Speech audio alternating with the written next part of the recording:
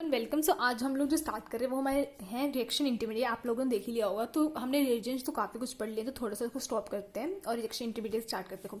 Reaction intermediate हमारी 11th class से start हो जाता है। अगर आप +1 में हो, +2 में हो, नीट का एग्जाम दे रहे हो, आईआईटी जेई का दे रहे हो, आईआईटी जैम का भी दे रहे हो, या सीएसआई नेट की टीसी का भी एग्जाम दे रहे हो, लेकिन हमारी रिएक्शन इंटरमीडिएट होता है वो बहुत ही ज़्यादा प्ले करते हैं इंपॉर्टेंट रोल। ठीक है, तो हम रिएक्शन इंटरमीडिएट स्टार्ट करेंगे बिल्कुल बेसिक से और बिल्कुल एडवांस तक लेके जाएंगे इसको। ठीक है, तो रिएक्शन इंटरमीडिएट स्टार्ट करने से पहले आपको पता है ऑर्गेनिक में कुछ भी रिएक्शन होती है तो क्या होता है, उसमें बॉन्ड फॉर्म होते हैं या फिर बॉन्ड ब्रेक हो रहे होते हैं।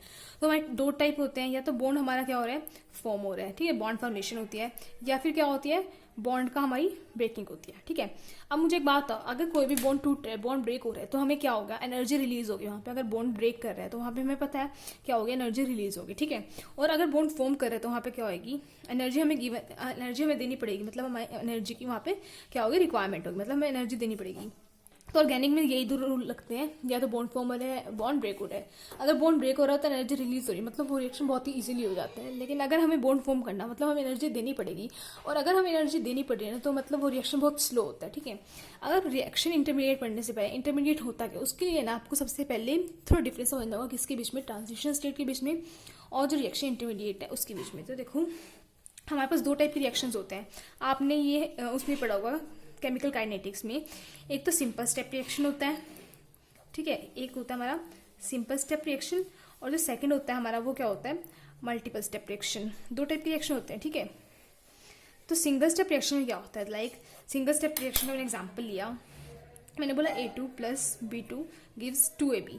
ये हमारा सिंगल स्टेप में रिएक्शन कंप्लीट हो गया। ठीक है, अब इसी रिएक्शन को हमें क्या करना है, मल्टीपल स्टेप्स में करना है। तो हम क्या करते हैं, A + A गिव्स 2A, फिर 2A, फिर A + B + B गिव्स हमें BB का ये बॉन्ड होता है, मतलब A + B और B का बॉन्ड है, तो हमें क्या मिलेगा, AB मिलेगा और प्लस में B मिल गया। तो उसके बाद क्या होगा, यहाँ से A लेंगे, फिर B लेंगे, और हमें क्या मिल जाएगा, AB मिल जाएगा। मतलब ये कोई भी मैंने मल्टीपल स्टेप लिखा है किसी भी रिएक्शन के लिए, मतलब ये रिएक्शन के लिए मैंने मल्टीपल स्टेप दिया, ऐसे हो रहा है। आपको जानने की जरूरत नहीं है कैसे हुआ क्यों नहीं हुआ, ये सिर्फ बुकिश नॉलेज है, इसको छोड़ दो। ठीक है, अब सिंपल स्टेप रिएक्शन हो रहा है, तो सिंपल स्टेप रिएक्शन कैसे होता है, देखो, अब हम अगर इसका एनर्जी प्रोफाइल डायग्राम ड्रॉ करते हैं, यहाँ पे हम लिखते हैं एनर्जी, राइट। यहाँ पे हम लिखते हैं, क्या लिखते हैं, रिएक्शन की प्रोग्रेस कैसी हो रही है। ठीक है, यहाँ पे हम क्या लिखते हैं, रिएक्शन प्रोग्रेस। ठीक है, अगर हम डायग्राम बनाते हैं तो कैसे बनाएंगे, देखो हमारे पास दो चॉइस है, या तो हम ऐसे बना रहे हैं रिएक्शन, ठीक है, या हम कैसे बना रहे हैं, हम ऐसे बना रहे हैं। तो ये हमारा क्या है, हमारा रिएक्टेंट है, ये हमारा प्रोडक्ट हो गया। सिमिलरली यहाँ पे हमारा रिएक्टेंट है और ये हमारा प्रोडक्ट हो गया। यहाँ पे वही एनर्जी और यहाँ पे क्या हो गया, हमारा रिएक्शन प्रोग्रेस। ठीक है, अब देखो मुझे एक बात बताओ, यहाँ पे प्रोडक्ट नीचे है, यहाँ पे प्रोडक्ट ऊपर है, तो इसका मतलब ये दोनों रिएक्शन अलग अलग टाइप से हो रही है। अब देखो कैसे, यहाँ पे क्या प्रोडक्ट की एनर्जी कम है, मतलब इसको मैंने P1 डाल दिया, इसको P2 डाल दिया। अब मुझे एक बात बताओ, जो P1 है उसकी एनर्जी क्या है, P2 से कम है। ठीक है, और हमें पता है बहुत ही अच्छे से कि किसी भी अगर आपकी एनर्जी बहुत ही ज़्यादा, किसी भी स्पीसीज की एनर्जी बहुत ज़्यादा होगी तो क्या होगा, अनस्टेबल हो जाएगा। लाइक आपके पास एक आपका आप P1 है, उसका आपके पास 10 रुपीज़ है, और आज जो आपका फ्रेंड है उसके पास 100 रुपीज़ है, तो ज़्यादा उछलेगा कौन, P2 उछलेगा उसके, क्योंकि उसके पास ज़्यादा पैसे हैं। पैसे को आप एनर्जी से रिलेट करो, अगर उसके पास ज़्यादा पैसे हैं तो ज़्यादा उछलेगा, और वो अगर ज़्यादा उछलेगा तो क्या करेगा, बेफालतू खर्चे करेगा, और बेफालतू खर्चे करेगा तो आगे जाके वो क्या होगा, लाइफ में अनस्टेबल रह जाएगा। और आप क्या करोगे, आपके पास 10 रुपये, तो आप उसको सोचोगे मैं कहीं पे इन्वेस्ट कर देते हैं कुछ भी, तो आप क्या करोगे, स्टेबल रहोगे। तो वही बात है, अगर एनर्जी हमारी कम होगी, तो यहाँ पर देखो एनर्जी कम है तो ये क्या रहेगा, स्टेबल रहेगा, मतलब ये रिएक्शन ज़्यादा प्रोसेस करेगी, लेकिन ये P2 क्या है, हमारा अनस्टेबल रहेगा। ठीक है, तो इसके अकॉर्डिंग हम देखते हैं क्या, देखो ये हमारी क्या होती है, ये हमारी होती है एक्टिवेशन एनर्जी। सिमिलरली हम यहाँ से बोलते हैं कि यहाँ से लेके यहाँ तक जो हमें एनर्जी रिक्वायरमेंट हो रही है, एक्टिवेशन एनर्जी होती है।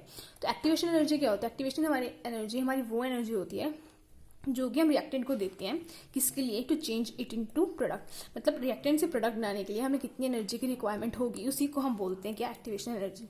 तो दोनों केस में एक्टिवेशन एनर्जी अलग अलग होगी। ठीक है, अगर हम डेल्टा एच निकालते हैं दोनों केस में, मतलब हीट ऑफ एंथैल्पी, तो डेल्टा एच कैसे निकालेंगे, देखो ये किसकी एंथैल्पी होगी, डेल्टा एच ऑफ प्रोडक्ट, क्योंकि इतना हो गया प्रोडक्ट और रिएक्टेंट कितना हो गया, तो यहाँ से हम करते हैं तो हम बोलते हैं delta HP minus delta HR, मतलब reactant enthalpy of product minus enthalpy of reactant.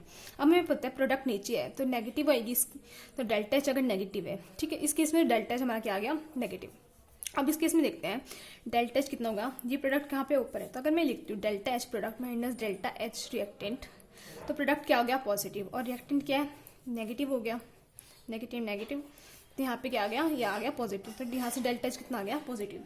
अगर डेल्टा एच पॉजिटिव आ गया, इसका मतलब क्या है, हमें एनर्जी देनी पड़ रही है, मतलब एनर्जी हमें क्या होगी यहाँ पे रिक्वायर होगी, ठीक है। अगर एनर्जी यहाँ पे रिक्वायर्ड होगी तो हम क्या करेंगे यहाँ पे, मतलब यहाँ पे इस केस में क्या होता है, बॉन्ड फॉर्मेशन होती है। और यहाँ पे नेगेटिव आया डेल्टा एच, अगर डेल्टा एच नेगेटिव आ गया मतलब ये क्या है, एक्सोथर्मिक प्रोसेस है। डेल्टा एच नेगेटिव मतलब हीट हमारी निकल रही है, और अगर हमें पता है हमारी हीट निकल रही होती है तो क्या होता है, एक्सोथर्मिक प्रोसेस होता है। तो ये प्रोसेस कौन सा हो गया, एक्सोथर्मिक प्रोसेस हो गया। मतलब यहाँ पे अगर बॉन्ड ब्रेक होगा तो इस वाले पाथवे से जाएगा, ठीक है। अब जो ये हमारा ऊपर जो स्टेट बनी है इसको हम बोलते हैं ट्रांजिशन स्टेट, ठीक है, इसको हम बोलते हैं ट्रांजिशन स्टेट। और ये देखो, ये जो स्टेट होती है ना, ये बिल्कुल भी स्टेबल नहीं होती है। अगर आप देखो, ये हमारा पॉइंट है, यहाँ पे ट्रांजिशन स्टेट बनी है। अगर आप उससे थोड़ी सी एनर्जी कम कर दो तो रिएक्टिंग की साइड चल जाएगा, उससे थोड़ी सी एनर्जी ज्यादा कर दो तो प्रोडक्ट की साइड चल जाएगा। मतलब ये जो एनर्जी है, हमें इस एनर्जी को कांस्टेंट रखना होगा, तभी ये क्या है, ट्रांजिशन स्टेट हमें मिलेगी इस एनर्जी पे। अदरवाइज थोड़ी सी नीचे ऊपर कर देंगे हम तो क्या होगी हमारी, या तो वो रिएक्टिंग में चेंज हो जाएगी या प्रोडक्ट में चेंज हो जाएगी, और ट्रांजिशन स्टेट हमें नहीं मिल पाएगी। तो ट्रांजिशन स्टेट है, ये क्या होती है हमारी, स्टेबल नहीं होती है, नॉट स्टेबल, ठीक है। ये तो हमने क्या डिस्कस किया था, सिंपल स्टेप, मतलब सिंगल स्टेप रिएक्शन। अब हम देखते हैं मल्टीपल स्टेप रिएक्शन। देखो, मल्टीपल स्टेप रिएक्शन पढ़ने से पहले आपको ये पता होना चाहिए, जो मैं पॉइंट्स लिखा रही है 3 पॉइंट्स हैं, फर्स्ट, सेकंड एंड थर्ड, ये याद रखना। देखो, फर्स्ट पॉइंट क्या है, जितने भी हमारे नंबर ऑफ स्टेप्स होंगे किसी भी रिएक्शन में, number of steps in a reaction, अगर जितने भी नंबर ऑफ स्टेप्स है हमारे किसी भी रिएक्शन में, उतनी हमारी क्या होंगे, नंबर ऑफ ट्रांजिशन स्टेट होगी। मतलब अगर हमारी रिएक्शन एक स्टेप है तो एक ट्रांजिशन स्टेट होगी। देखो, इसमें एक स्टेप है, सिंगल स्टेप है तो एक ट्रांजिशन स्टेट बनी, 2 स्टेप होता है 2 ट्रांजिशन स्टेट बनी, इसमें कितने 3 स्टेप है तो हमारी क्या बनेगी, 3 ट्रांजिशन स्टेट बनेगी। मतलब इसमें हमने क्या बोल दिया, हमारी 3 ट्रांजिशन स्टेट बनेगी, ठीक है। उसके बाद आते हैं रिएक्शन इंटरमीडिएट्स। रिएक्शन इंटरमीडिएट्स क्या होता है, वो कोई भी स्पीसीज जो हमारे रिएक्शन की ड्यूरेशन में बन रही है, वो कितनी बनेगी, जितनी ट्रांजिशन स्टेट है उसमें से 1 माइनस कर देंगे। मतलब यहाँ पे ट्रांजिशन स्टेट कितनी थी, 1 थी, ठीक है। और हमने क्या देखना है, रिएक्शन इंटरमीडिएट देखना है, मतलब इसमें से 1 माइनस कर देंगे। तो यहाँ पे रिएक्शन इंटरमीडिएट कितने आ गए, 0 आ गए, ठीक है। तो इस केस में रिएक्शन इंटरमीडिएट देखते हैं, RIC नोट कर रही हूँ मैं, कितने हुई ट्रांजिशन 3 माइनस में 1 = 2, मतलब यहाँ पे रिएक्शन इंटरमीडिएट्स कितने बनेंगे हमारे, 2 बनेंगे, ठीक है। और जो थर्ड पॉइंट आपको याद रखना है कि जो एनर्जी ट्रांजिशन स्टेट की वो हमारी हमेशा ज़्यादा होगी, किससे, रिएक्शन इंटरमीडिएट से, ठीक है। अगर हमारी एनर्जी ज़्यादा हो रही है रिएक्शन ट्रांजिशन स्टेट की, अगर एनर्जी ज़्यादा है, ये बात मैंने आपको ऊपर बता दिया, अगर एनर्जी ज़्यादा है तो हम क्या बोलेंगे, ये जो स्टेट होती है क्या होगी, अनस्टेबल होगी, ठीक है, ये स्टेट अनस्टेबल होगी। और जो रिएक्शन इंटरमीडिएट है, इसकी एनर्जी ट्रांजिशन स्टेट से कम है तो ये क्या होगा, स्टेबल हो गया। देखो, अब ये मुझे बात, अगर ये स्टेबल हो गया, ठीक है, तो हम इसको ईजिली आइसोलेट कर सकते हैं। आइसोलेट कर लिया हमने, तभी तो हम इसके बारे में पढ़ रहे थे, आइसोलेट कर लिया हमने, इसलिए हम इसके बारे में स्टडी कर पा रहे हैं, तो इसलिए हम रिएक्शन इंटरमीडिएट्स को पढ़ते हैं। देखो, अगर मैं इसका डायग्राम बनाना चाहूँ मल्टी स्टेप का, तो मैं कैसे बनाऊंगी इसका डायग्राम। देखो, इसका डायग्राम बनाएंगे। देखो, ये मैंने यहाँ पे लिया एनर्जी, ठीक है, यहाँ पे मैंने लिया रिएक्शन प्रोग्रेस, लिख ले, रिएक्शन कोऑर्डिनेट कुछ भी लिख लो आप, ठीक है। और जो मैं इसका बनाऊंगी वो कैसे बनेगा, ये ऐसे बना लो आप, या फिर हम कैसे बनाएंगे, ऐसे बना लेंगे। तो ये रिएक्टेंट हो गया, ये प्रोडक्ट हो गया, ये रिएक्टेंट हो गया, ये प्रोडक्ट हो गया, ठीक है। और जो ये वाली बन रही है, ये हमने क्या बोला था पिछले वाली रिएक्शन में भी, ये हमारी क्या है, ट्रांजिशन स्टेट्स है।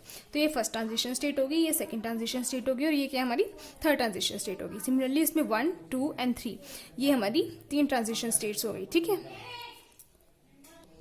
और मैंने आपको पीछे बताया कि यहाँ पे रिएक्शन इंटरमीडिएट्स कितने बनेंगे, जितने ट्रांजिशन स्टेट है -1, तो यहाँ पे रिएक्शन इंटरमीडिएट्स कितने बन रहे हैं, रिएक्शन इंटरमीडिएट ये 1 और ये रिएक्शन इंटरमीडिएट 2, ठीक है। तो यहाँ पे 2 रिएक्शन इंटरमीडिएट बन रहे हैं, सिमिलरली इसमें 2 रिएक्शन इंटरमीडिएट बन रहे हैं।